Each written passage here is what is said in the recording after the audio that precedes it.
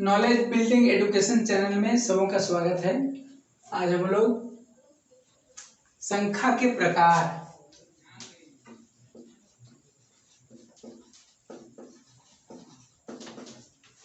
Types of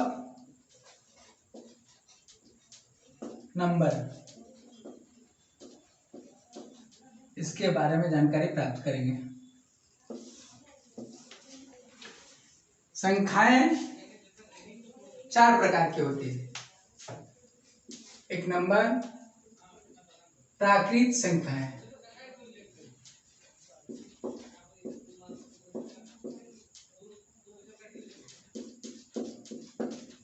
natural number.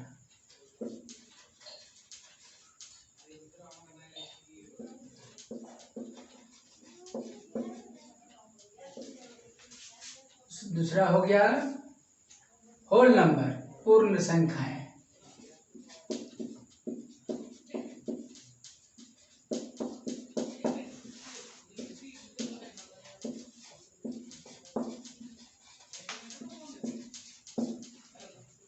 तीसरा हो गया पूर्णांक।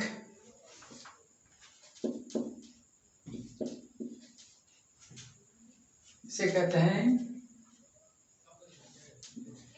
इंटीग्रल्स। और चौथा हम लोग देखेंगे परिमेय संख्याएं।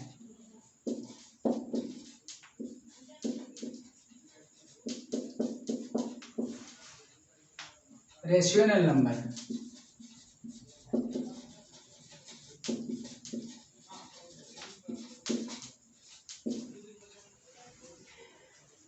तो प्राकृत संख्याएं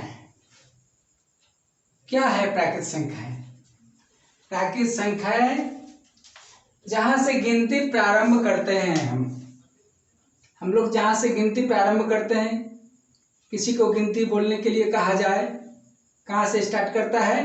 1 2 3 4 इस प्रकार बोलने लगता है। ये अनंत तक जाती है।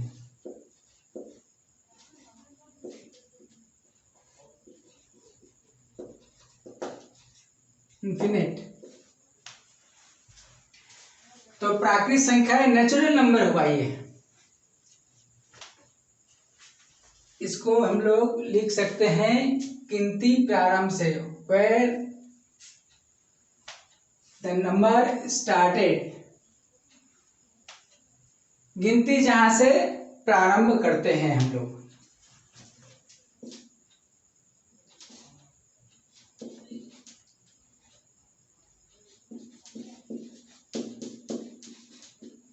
प्रारंभ से लेकर अनंत तक।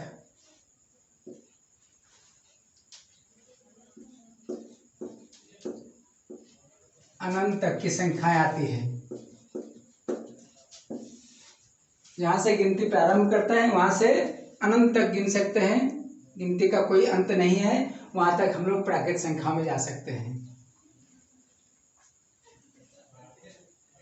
काउंटिंग स्टार्ट जहां से करते हैं, the natural number is where we are counting from where we are counting. ये 1 2 3 4 गिनती का संख्या है, तो गिनती करते हैं, इसलिए ये प्राकृत संख्या हुआ। अब हम लोग आते हैं पूर्ण संख्याएं। पूर्ण संख्या में 0 से स्टार्ट होता है। 0 1 2 3 4 5 6 इसी प्रकार ये भी अनंत तक, ये भी इन्फिनिट तक चलेगा। इसका भी कोई अंत नहीं है। अब देखिए प्राकृत संख्याएं एवं पूर्ण संख्याएं, होल नंबर्स, ये दोनों में अंतर क्या है? कोई भी ऋणात्मक संख्या, नेगेटिव नंबर नहीं है इसमें, दोनों संख्याओं में, प्राकृत संख्या में भी पूर्ण संख्याओं में भी। तब पूर्ण संख्या में एक नंबर ऐसा है 0, जो प्राकृत संख्या में नहीं है। प्राकृत संख्या 1 से स्टार्ट होता है, लेकिन पूर्ण संख्या 0 से स्टार्ट होता है। इसलिए हम कह सकते हैं कि सभी प्राकृत संख्याएं 1 2 3 4 5 अनंत तक, पूर्ण संख्याएं 0 1 2 3 4 5 अनंत तक हो सकती है। सभी प्राकृत संख्याएं, सभी नेचुरल नंबर होल नंबर में आ सकता है, लेकिन सभी होल नंबर, सभी पूर्ण संख्याएं प्राकृत संख्या के अंतर्गत नहीं आएंगे, क्योंकि 0 एक ऐसी संख्या है जो प्राकृत संख्या में नहीं है। देख रहे हैं ना आप लोग, 0 संख्या प्राकृत संख्या में नहीं है, इसलिए अंतर इतना ही है दोनों में। किसी भी प्राकृत संख्या को हम पूर्ण संख्या कह सकते हैं, लेकिन सभी पूर्ण संख्या को हम प्राकृत संख्या नहीं कह सकते हैं, क्योंकि एक संख्या 0 ऐसी संख्या है जो पूर्ण संख्या में है, प्राकृत संख्या में नहीं आती है। इसलिए सभी पूर्ण संख्याएं प्राकृत संख्या नहीं है, लेकिन सभी प्राकृत संख्याएं पूर्ण संख्या है। प्रश्न आ सकता है, कभी कभी प्रश्न आता है कि सही और गलत की पहचान करें। सभी प्राकृत संख्याएं पूर्ण संख्याएं हैं, सभी पूर्ण संख्याएं प्राकृत संख्याएं हैं, कौन सा सही होगा? सभी पूर्ण संख्याएं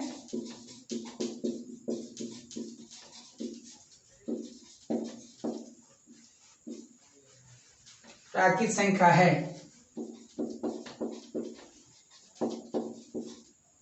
और सभी प्राकृत संख्याएं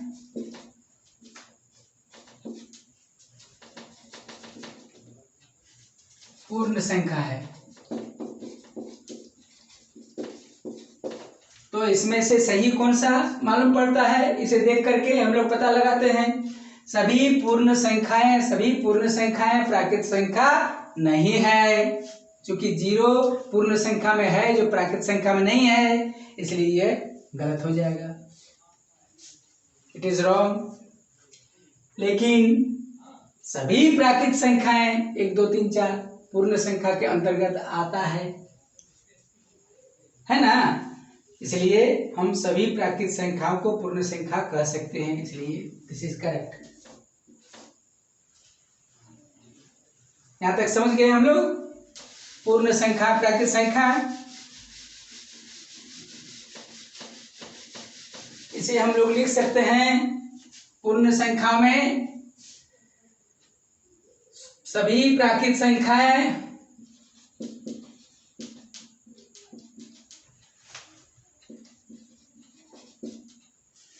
सभी प्राकृत संख्याओं के अतिरिक्त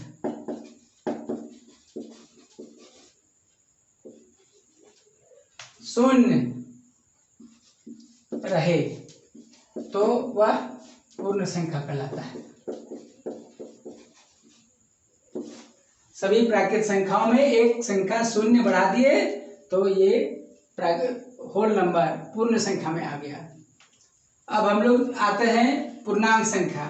पूर्णांक संख्या को समझने के लिए हम लोग को नंबर लाइन पर जाना पड़ेगा। ये नंबर लाइन है,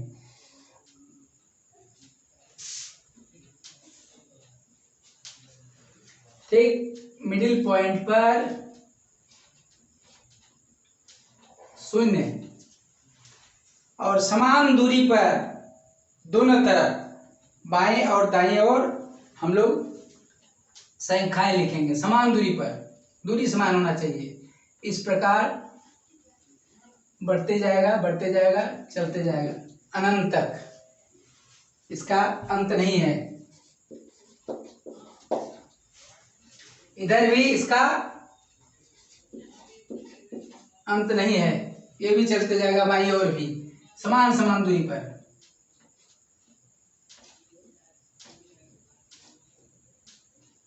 इस प्रकार चलते जाएगा, लेकिन 0 मिडिल पॉइंट पर है, न नेगेटिव है न पॉजिटिव। लेकिन 0 के बाएं ओर जितने भी संख्याएं होंगी वह नेगेटिव होंगे, ये ऋणात्मक।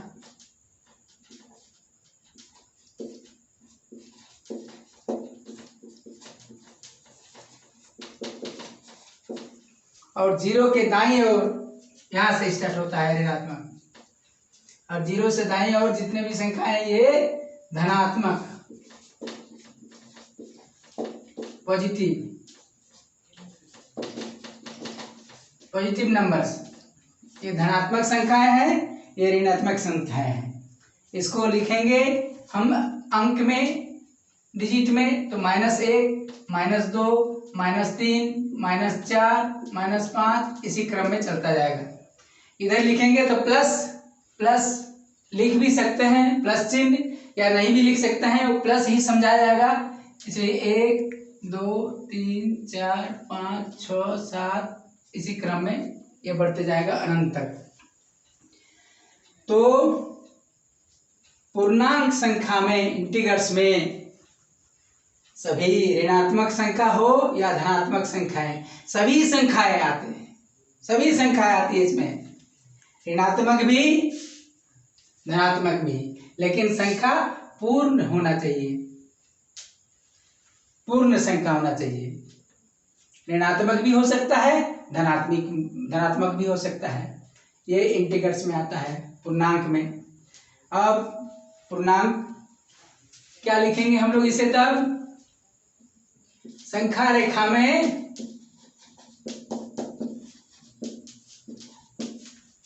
आने वाली सभी संख्याएं पूर्णांक है, पूर्णांक संख्याएं हैं।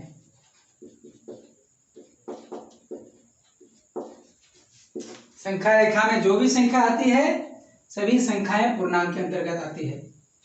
इसलिए पूर्णांक के अंतर्गत पूर्ण संख्या सभी है, प्राकृत संख्या भी है, इसके अतिरिक्त 0 से 22 और जो नेगेटिव संख्या है, ऋणात्मक संख्याएं हैं, वह सभी भी पूर्णांक के अंतर्गत आती है। समझ गए यहाँ तक हम लोग? अब हम लोग आते हैं परिमेय संख्या पर।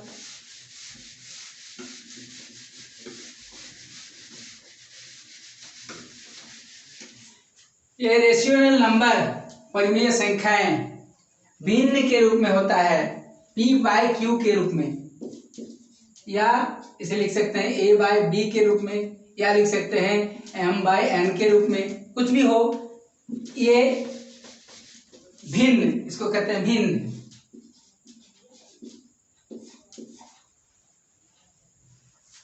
भिन्न संख्याओं के रूप में आता है, लेकिन किस स्थिति में? जहां q is not equal to 0, 0 अगर नहीं रहे, उस स्थिति में अगर q का मान 0 हो जाएगा, अर्थात यह संख्या हर है, डिनोमिनेटर, और न्यूमरेटर, ये न्यूमरेटर,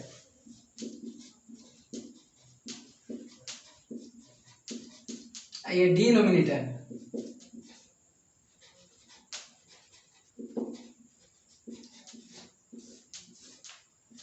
ये है फ्रैक्शन। किसी भी फ्रैक्शन में अंश, इसे अंश हिंदी में कहेंगे अंश, और नीचे वाले को कहेंगे हर। ये दो संख्या वर्तमान रहता है।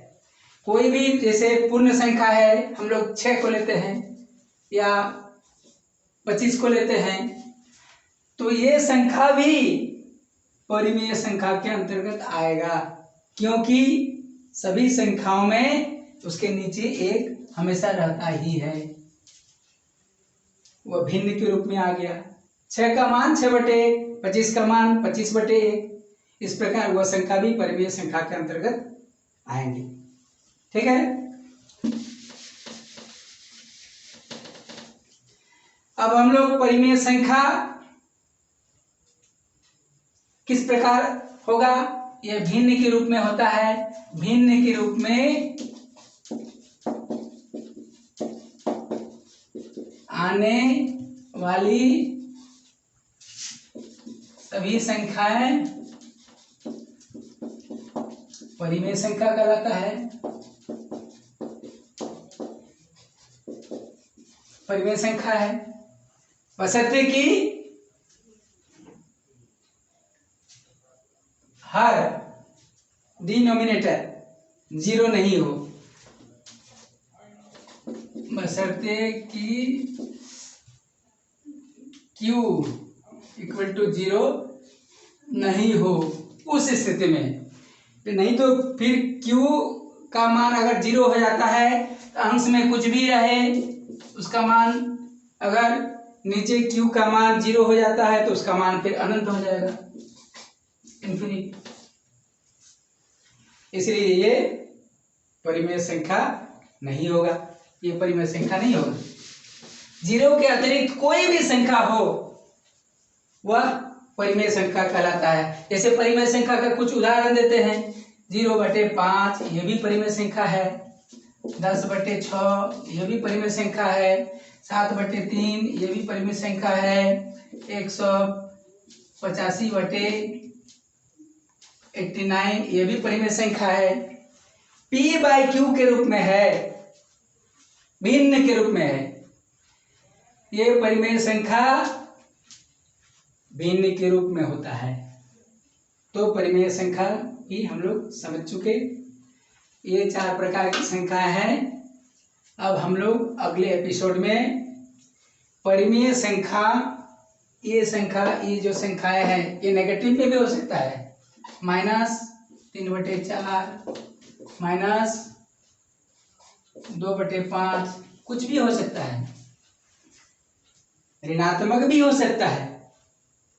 परिमेय संख्या पूर्णांक संख्या के अंतर्गत आता है, इसमें अंश और हर, न्यूमरेटर और डिनोमिनेटर दोनों हो।